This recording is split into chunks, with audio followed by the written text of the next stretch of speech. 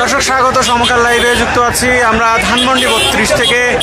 আজ যে বুলডোজার মিছিল নিয়ে ধানমন্ডি 32 ঘুরিয়ে দেওয়ার কথা ছিল, সেই কর্মসূচি কিন্তু শুরু হয়েছিল রাত 8টা নাগাদ, এখনও কিন্তু সেটি চলছে। এই মুহূর্তে আমরা দেখতে পাচ্ছি এই 32 যে মোড়টি রয়েছে, সেই মোড়ে একটি বিশাল বুলডোজার সাদৃশ্য একটি বাহন নিয়ে আসা হয়েছে এবং এটি নিয়ে যাওয়ার চেষ্টা করা হচ্ছে ধানমন্ডি 32-এ।